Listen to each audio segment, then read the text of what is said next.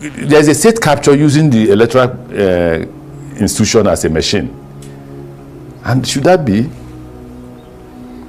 I honestly ask the question, should that be? I mean, the point really is that when you say things like this, as I said, there is obviously the need to clarify the points that you make, because, I mean, one wonders whether, given the fact that you appear to believe that electoral reform is not taking place, the kind of electoral reform that would give confidence to Nigerians and confidence to the opposition, it's not taking place.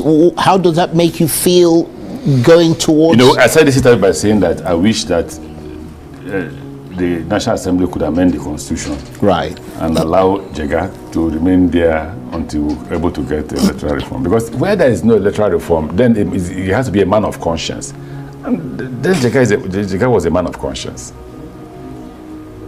So yes, the process was not what you think you can manage, but I'll manage it in such a way that all the parties will feel this was transparent.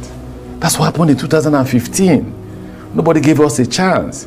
I doubt even if Jega even gave us a chance. But because the process was transparent, the people's votes mattered. Right.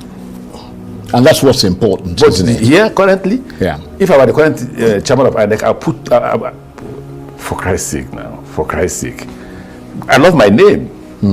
I wouldn't. But he may not be there in 2027. It doesn't matter. Already he's stopping parties from being registered. So already, INEC has taken sides. INEC is no longer the umpire. Right, but in fairness to him, he's put forward a considerable number of reforms, though.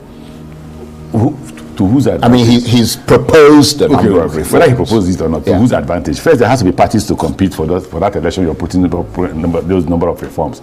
So when there are no parties to compete for those positions, then what importance is that reform? But are you talking about the party that you're discussing in this opposition coalition, like a new party? Whether it is new or old, whatever, the most important thing is that the Electoral Act allows you to register a political party. Right. Just because one man see. One thing funny about the current government is that they don't even obey laws. They don't obey the Constitution. So are they stopping you from registering the party? Of course, they're not allowing the opposition to register political parties.